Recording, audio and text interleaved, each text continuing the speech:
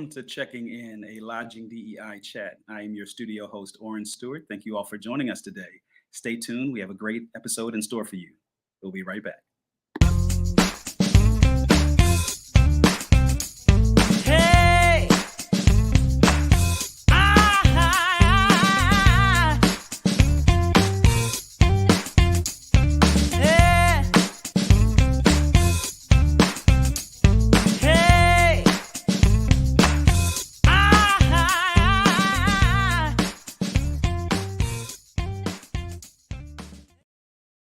Once again, thank you for joining us here in Checking In. I'm Oren Stewart, your studio host. Now let's introduce our host of the show, Miranda Kitterlin-Lynch and Mr. Leon Thomas. How are you all? Good. Happy New Year. Happy New Year to you as well. Yes, indeed. Good to see you all. Hey, Oren, Miranda, Happy New Year. The band is back after 3 weeks off. We're back. Yes, Yay! we are. Yes, we are. So excited to start off the new year with an amazing episode. You all have a good show today. Thank you. Hey, thank you, Oren. Miranda, what's happening good? Give me some good news. It's been a while since we've done an episode of Checking In, a lodging DEI chat. What's happening good? I know I haven't seen you since last year. Ha ha ha. We'll start off with a dad joke. All good things are happening. I just got back from the graduate conference for students studying hospitality and tourism in California. It was amazing. I had 3 professors come up to me to give us compliments about the show. So that was pretty cool. People are listening. People want to be on. That list keeps growing. Oh, that's good to hear. Right on. Good feedback. Thanks for telling me. Of course. Thanks for telling me that. Yeah. You know, during the holiday season, I had some relatives that talked about their travel experiences. And of course, because I'm a hotel guy, kind of used to work in hotels, work in the industry, everyone comes to me with their problems. You know, first it was, do you know anybody that can get me a room? Right? You know, you get that. And it's like, nah, sorry, I really don't kind of work in the business anymore. And oh, by the way, you're my relative. And it's the only time you call me when you want a room. Right. So we go get that. And then the second part is, we had a problem. What do I do? What do I do? I'm like, nah, I can't. I don't get involved in that. Sorry, I can't help you. So that's the hotel connection to my holiday time. Gotcha. But also, as you know, and many of our viewers know, I run a racquetball program, a youth racquetball program in Baltimore. And we're up to 32 kids now playing racquetball. They had a tournament in early December and did well. And then we had some racquetball try it out days go on during the break. So that's what I did during my time away. I think that's so cool. And I'm so glad that you had such an awesome event, such a good turnout. Yeah. Thank you. It was a lot of fun. If you'd like to learn more about that racquetball program, here's the email address. I'm sorry, the website. It's Racquetball Revival, racquetballrevival.com. So Miranda, here we are. This is episode number 16. Yes, 16. Who thunk? Who knew? And it all started just a couple years ago with a message on LinkedIn. Yes, that's right. That's right. Message on LinkedIn. And here we are. So we have Lan Elliott, our guest with us today. Miranda, go ahead and introduce Lan, and then we'll get our great conversation started with her. I've been looking forward to meeting her.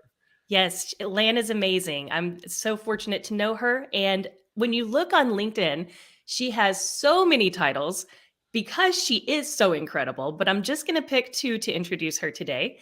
Lan is a board director and principal interview host for DEI Advisors. She is also a co-chair and advisory board member for Castellet College, an AHLA Foundation project. All right, right on. Let's bring Lan in to join the conversation. Hey, Lan, how you doing? Hi, how are you? Happy New Year. Happy New Year. Thank you. Happy New Year to you. So, Lan, you're in the hospitality business. How many calls did you get during the holidays saying, hook me up with a room, and what do I do if there's a problem? Does this happen to you too? I think they've learned to stop asking. Okay. And Miranda, what about you? You've been in hospitality education. You've worked in hospitality. You have folks that working that that are former students, those that are in your network? What about you? Do you get calls from friends and family saying, yo, hook me up? Do you get that call? I used to, and now that I have kids, I just keep my ringer off. So if you ever if you have an emergency, don't call me because I'm not going to get it. Not for you. Wow. Right on. I hear you. I hear you. Yeah. Lan, thanks so much for spending time with us here at Checking In, a Lodging DEI chat. Looking forward to learning more about you and the great work that you're doing. Thank you. I'm really honored to be asked to be on here. I've obviously watched the show and I'm a big admirer of both you and Miranda for some time now. So I'm really glad to be on to speak with you. Thank you so much. So I read out a couple of your titles to our listeners, but I was wondering, there may be some people out there that are not familiar with Castell College or with DEI Advisors, although I highly doubt that because DEI Advisors has taken off, and congratulations on that success. But if someone were to approach you and just say, hey, who are you and what do you do? What would you tell them? I would say I wear a lot of hats, but the two things I'm spending most of my time on right now are DEI Advisors and Castell College. So I'll start with DEI Advisors, which is the more recent thing, which we launched in June of last year. And we are a nonprofit that was founded by David Kong, the former CEO of Best Western. And it's David Kong, Rachel Humphrey, who was the former COO of AHOA. And the three of us do interviews with industry leaders and other professionals like you, Miranda, in the industry. And the idea around DEI Advisors is there's a lot of really great groups that are working on helping with DEI efforts within the hospitality industry. But one area that David saw that was missing was the ability to empower yourself, to take on learnings, to see what other people are doing and finding ways for self-improvement. So DEI Advisors is all around empowering personal success. So we interview, as I mentioned, leaders, industry leaders, and we are actually really excited. We have over 60 interviews on our website, deiadvisors.org. And you can also find us on YouTube, on our LinkedIn page, and also Facebook. So that's DEI Advisors. The other thing I've been doing for a couple years is how I met you, Miranda, was working on Castell College, which is now a part of the AHLA Foundation. And that's where we bring panels of executive women to speak at hospitality programs around. It was the US to start. We've also been in Mexico. We're doing programs in Canada. We did our first program in the UK last fall. But the idea is around two things. One is we find that young women, there are a lot of young women actually in hospitality programs. So kudos to the hospitality programs for attracting so many women. But we also find that young women don't aim high enough. They're not looking at careers and aspirational careers. So we want to show them different areas of the industry, that there's so many opportunities within hospitality. And also to show, examples of successful women who have these big careers, but also families and personal lives. So we do that. We've grown that program to over 60 programs for the last couple academic years. So that's the other hat I wear. And for anyone who's not familiar with Castell College, it is just incredible. I've been fortunate to have panels in my classes every semester since, I believe, 2000 or 2020. And I can tell you, it is probably the most impactful session of the entire semester. And I have graduates still contacting me saying, oh, this person I met on one of the panels helped me in this way or opened this door for me. So it is just so valuable. I really applaud everything that you and the team have done with that.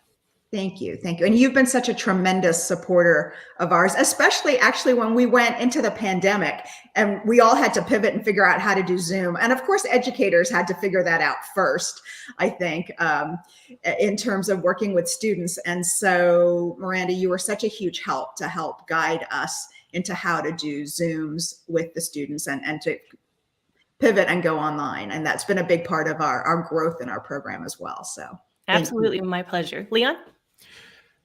Lan, on the DEI Advisors website, one of the things that I saw was the terms advocate, networking and mentorship.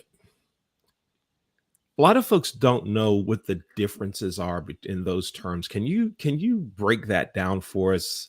The importance of networking and the difference of advocates versus mentors. Absolutely. I'd love to. So networking, it seems like this really scary thing. It's very intimidating. And I think most people envision when they think networking, you have to walk into a cocktail party in a room full of people that you don't know. And it's very intimidating. But what you find in the hospitality industry is, one, we're really fun. And so almost everybody you meet in hospitality is actually really interesting to get to know. But that once you get into the industry a little bit, it is really more about building relationships and not so much the scary walking into a cocktail party trauma that some people might think of. And so it is more about building relationships. And a lot of my great friends come from people that I've worked with or met through the industry. So I think if you think about networking in that way as building relationships and staying in touch and doing that in a way that is more natural, it becomes easier. And I also find the other thing, it's really interesting. You might meet someone the first time, but the second time you meet them, it just is so much easier. So keep at it if you're new at building your network. And then in terms of mentors and champions, I think this is a concept I'd always heard about what a mentor was. I think I could have been better at reaching out to ask for help, which would have been a great way to build mentors. And so I think people are familiar with the idea of mentors coaching and giving you guidance. The idea of an advocate, or sometimes called a champion, is a little bit different. They're the person that usually will work within your company or have influence like a client within your company, but who can speak for you when you're not in the room, right? That's the person who's going to say, hey, Leon did a great job on that project, or I know he's really terrific. Let's get him on this new project, which could really boost his career. So they're the person who was helping you get those opportunities, speaking up for you when there are promotions and other things that come up that might benefit your career. So they really serve two different purposes, and they could be two different people. They might be the same person, but really important to have both. And if you can have, more than one champion or advocate, that's great. The other thing I would say on mentors that I've learned along the way is not to limit yourself just to looking for mentors that look like you. So I came up in the real estate side of the hospitality industry, and there weren't a lot of women. So I really struggled to find mentors. If I would have broadened my thought to say, who thinks like me, who do I really admire and want to learn more from? It probably was a man, for most of my career. And I should have been a little more thoughtful about that. So I would also encourage for people who are thinking about mentors and champions to broaden it to, people in your network. Mm-hmm, mm-hmm. I think you make a good point, though. I mean, sometimes it's going to be a hetero white man because that's who's there and available, and they can be excellent advocates, mentors, and champions. My mentor, the reason I'm here today, the reason I've met my husband, is a hetero white male. So they can be excellent allies, and we always want them on our side. We don't want to alienate them at all. Absolutely. So you and I had a really good conversation over coffee. I think it was 2 weeks ago. And we were talking about representation. Now, on our show, and even just one-on-one, Leon and I have talked extensively about the lack of Black representation among general managers. So I would be remiss if I didn't ask you what I ask all of our guests. How many Black general managers have you had in your industry career? Not enough. I think that would be the first answer. But we did actually have a Black woman who was the general manager of our property, the Marriott in St. Louis, which is a 900-room convention center adjacent property, and with Marriott. So, there are some amazing Black general managers out there. Marriott's done a really good job. I know Hilton's really focused on it as well. So they are out there, but we need more. Yes. Like in many areas of our industry. So your answer is 1. I think the max we've ever had is 2. I think that's right, 2. Yeah. I think it's Yeah. 2. Yeah, we only have 5 properties. So So let me ask you this. So part of our conversation was the fact that there are so many Asian hospitality management students here in the United States that graduate, just huge population. Yet we do not see a huge population of general managers or C-suite level leadership. We don't see a lot of Asians in this area, correct? yeah, it's really interesting that you mentioned that, because I had this game that I was playing with some of my industry colleagues, and I said, name one C-suite person in our industry in a major company that is Asian. And I couldn't think of one, and neither could the people that I was talking to. And so I decided to pull up a few statistics, right? Just to look at, if you think about the US population as 6% Asian, and if you look at hospitality graduates, it's 7.5% of them are Asian. And then I went and looked at a ranking of hospitality schools, and there's lots of different rankings, but in this particular ranking, I looked at the top 5 programs, and within those programs, 14.5% of the graduates are Asians. So when you look at that compared to where are the Asian leaders in our industry, that's part of the question that I've had, because I know there is a group that is working on improving Black representation in schools, hospitality schools, but in other schools. But hospitality in general needs more Black leaders, and education is a great place to start that process. But what I was thinking about is that we've had a number of Asian graduates in hospitality, especially in top programs where there's a high percentage of them. And yet, even though this has been the case for many, many years, we're still not seeing them rise to the level of leadership.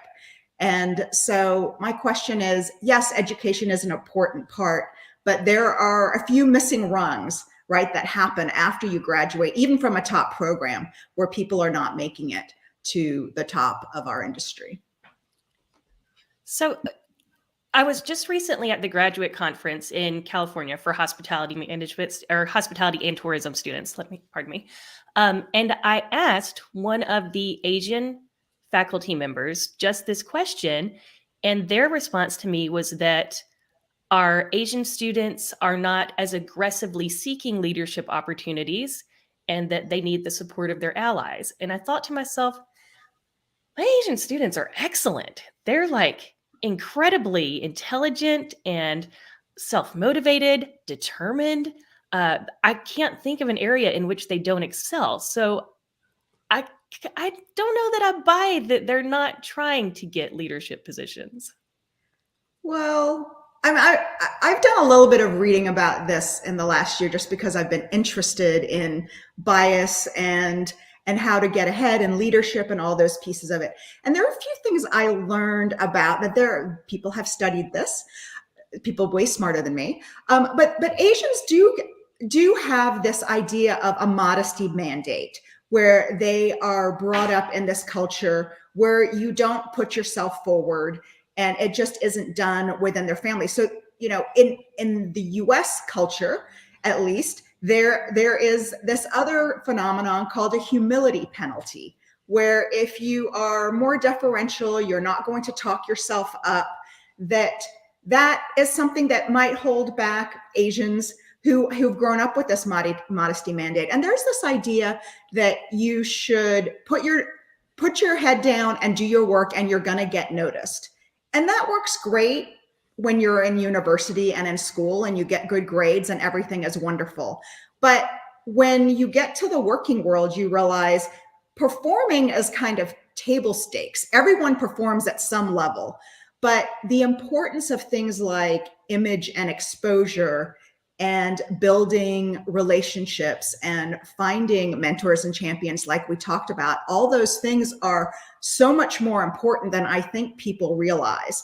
And I know I certainly didn't realize that early in my career. So if, say I saw a chart once that said performance is 10% of what's needed for success, and image and exposure is the other 90%, which seemed kind of alarming to me because I was working really hard. And maybe that percentage is not scientifically true, but if it is in some way true, if performance is 10% and I'm working lots of hours and really trying to excel, maybe I'm doing twice as good on performance. I'm now at 20%, right, of what's needed. So I think the other pieces of it, which is getting out there and building your image and getting exposure and walking around the office and talking to people and building relationships, right? I'd be in my office crunching numbers, thinking I was doing a great job.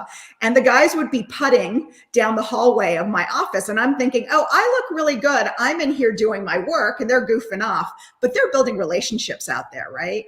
And so I think that perspective of what it takes to get ahead, it is so much more complex than just getting your work done.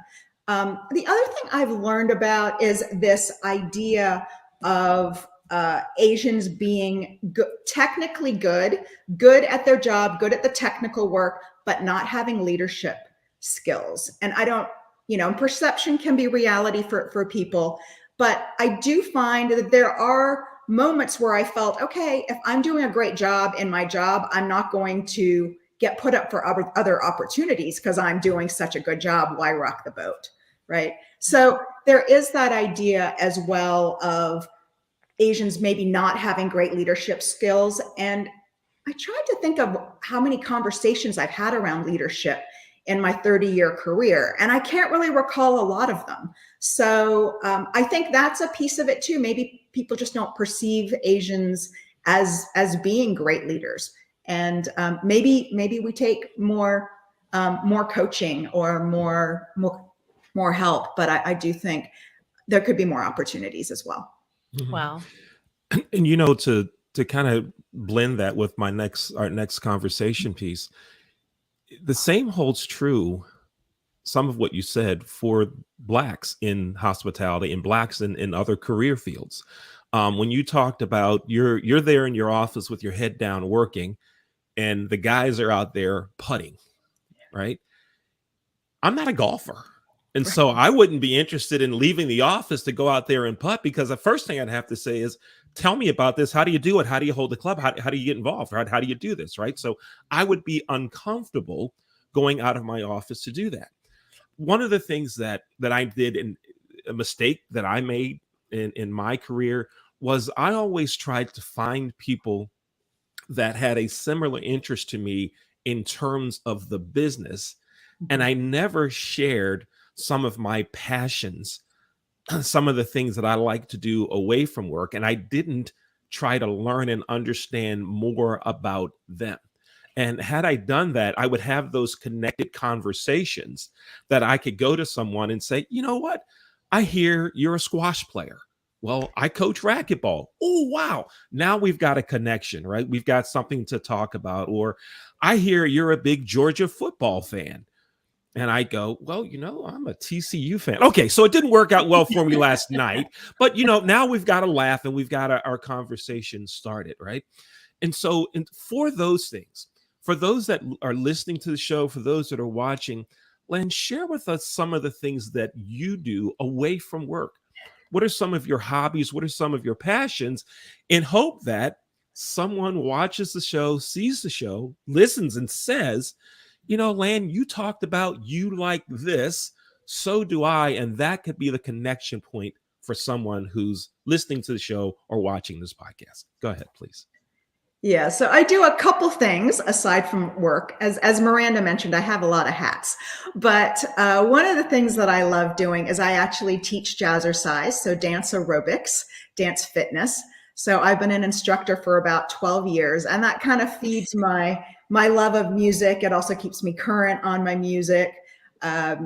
And so that's super fun. And then the other thing I took up at the beginning of 2022 was learning to play the drums, which I had put off for about 48 years. I'd been wanting to play the drums for a really long time. And no one I lived with ever thought that was a good idea. Can you believe it? And so last year I decided, okay, this is the year I'm going to finally do it. And drums are really hard. I'm still pretty bad, but I can at least make sounds that don't sound too bad right now. But that's been a really fun thing to do as well, fun and frustrating.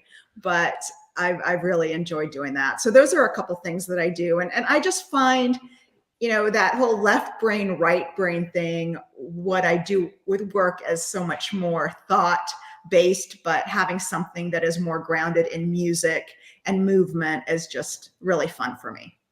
Right on. What an Oh, go ahead. You talk about drums. Mm-hmm. It was just like maybe 5 years ago that I recognized you had to use your hands and your feet to be a successful drummer. When I sat down in front of my first drum set, I'm like, what? You got to do this? Who knew? So anyway, I just thought I'd throw that out there. Go ahead, Miranda. No, I'm going to keep it on drums. I just want to say my little brother is a very, very accomplished drummer. And thank goodness we have a 7-year age difference, because I was out of the house when he was getting into the drums. You can hear me practicing from outside the house. That's how bad it is. Yeah. Well, I'm sure it's going to get better. So, but I think that's awesome. I think that's such a great way to balance your life. So amazing. Good for you. So one of the things that I was talking to a colleague about in regards to Asian representation, what would you say we could do to help? So people that look like me, who do not face the same challenges necessarily because of systemic processes and procedures, what can we do to help fix that? Or even just one step that we can take at an individual level. What can I go out and do today, in your opinion? Well, I think part of it is helping Asian Americans pass that modesty mandate that they've grown up with, right? Because there's a little bit of deprogramming that you need to do if you're going to be successful in the US business culture. So I think that's part of it. And this idea of sitting in your office doing your work being what it's going to take to get ahead. It's so much more than that. I mean, I think you can get to about middle management by working really hard. If you want to progress beyond that, you need to start developing other skills in terms of relating to people, developing mentors, developing multiple champions actually within your organization. That's really what it takes to elevate beyond middle management. And I think there's so much focus on learning the technical skills. And what I figured out along the way is that the technical skills become less and less important along the way. And it's really more about the soft skills. I don't know why we call them soft skills, because they are really important skills, but it's more about those skills of relating to other people and building relationships and building, champions really who will support you. That's really what they're going to need. And so they're going to have to step outside of their office. And even if you don't play golf, and I tried, and I'm like, I can't do that for 4.5 hours, but, and I have no hand-eye coordination. I can dance. I have no hand-eye coordination. But go outside and just start chatting with people who are putting in the hallway, right? Just strike up a conversation. So I think that pushing yourself to get outside of your comfort zone and to do those extra things that you're going to need to build those skills to get past middle management is really important. So would you say that it's fair that in order to be a good ally, maybe put down the golf club for a second, go grab that colleague out of their office and bring them into the fold? Would that be? Or yeah, what it would be great, but I don't always see that as happening. But as you're putting down and the other guy's putting and you're waiting for your turn, you can stick your head in the door and say, "Hey, how you doing? What are you working on? How was your weekend? What are you planning for this upcoming weekend?" And just strike a conversation. I think that's a way to do it too, just as you're casually there. And then maybe bringing the other people in the conversation, right? I don't think you're going to stop them putting, but I think you can find ways to integrate people into the conversation around that. Fantastic. Mm-hmm. Leon, I know you want to ask it. I know you're dying to ask. Yes, I am. And it's time for it too. And Lan, you're wondering, oh no, what's coming my way? Exactly. Yes, what's coming my way? So here we go. First, I've been on a golf course one time. I played Hilton Head National in Hilton Head, South Carolina. First time ever, golf club in my hand. I go back, I bring it forward. I hear the sound. I give it the fake follow through. The ball goes 300 feet, Wow. 300 yards straight. Wow. Thank you very much. It took me 18 swings to hit the ball again. When we circled back to the 9th hole, which was at the clubhouse, I got a cart and some beer, and I became the designated driver. That's my golf story. No more for me. Here's the question. Let's talk about food. I love food. Have you had a Maryland crab cake? Oh, come on. Of course. Where did you get this Maryland crab cake? You know, living in Bethesda, Maryland, it's not that hard. Well, no. Wait a minute. That could be a DC crab cake. No. We get ours from here. Actually, one of the things I've learned, because I consider Maryland my home, it's my boomerang city. We moved here, and my husband and I moved here in 91, and we've moved away and come back several times, but I consider this home. Crab cakes are a big part of it. I've learned to never order a crab cake outside of Maryland. I mean, Yes. DC's okay, because you go to California and they make the crab cakes with the wrong crab, and they go, oh, it's a real Maryland crab cake, and I'm like, no, it's not. Preach, tell them, preach to them. Yes, preach on. Yeah. So when we moved to Atlanta, it was a little sad because we couldn't just go down the street and get a great crab cake. So my husband actually learned how to make crab cakes. We had to, took a few recipes, but he's a great cook. And so he figured out how to make them. But now that we're back, we have them at least once a week. And the fish market near our house in Bethesda has great crab cakes. So yeah, it's a big staple of what we eat. Yeah. So Love Leon, it. you found your people.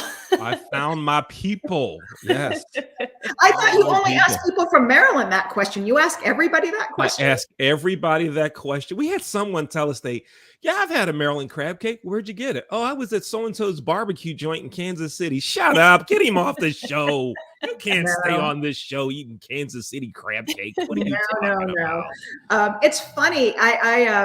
Old Bay is such a big part of crab cakes. And this year they had this great merchandising effort going on. So it was an Old Bay Christmas. My sister-in-law in Richmond, she got the oven mitt with the Old Bay logo. I got the Old Bay ornament. My dog has a Old Bay bandana that she wears. So it's all about Maryland. Nice. Right Nice. on. Thank you for having a real Maryland crab cake. I appreciate it. Miranda. So Leon always asks about crab cakes. The one thing that I like to ask every guest is, what would you tell your 20-year-old self? And it can only be one thing. It can only be one thing. Okay, I'll tell you the one thing. I just recently got asked this question. So I think the one thing I would do would be to keep the serenity prayer on my desk. That's what I learned to do at my last job. I don't know if you remember what it is. It goes, grant me the serenity to accept the things I cannot change, the courage to change the things I can, and the wisdom to know the difference. And I would tell myself that you will drive yourself crazy if you try to take on everything. It took me decades to figure out the difference. I'm not sure I've really figured it out, to be honest. I'm still a work in progress. But I think that piece of choosing your battles and knowing which things to try and fix and which things that you just got to let go and move on with life. I think that would make it so much easier for me if I had figured that out earlier. That's very good advice. Thank you so much. Yes, Leon? absolutely. Thank you. Lan, thank you so much for spending time with us here at DEI, checking in a DEI chat. Thank you so much. We appreciate it. Thank you so much for having me. It's been a pleasure talking with both of you. Great. Let's go back now to our studio host, Oren Stewart. Hey, Oren. How are you all? Such an amazing episode today. I'll tell you something. You all are starting off the new year on a good note. Really are. Yes, indeed. Yes, indeed.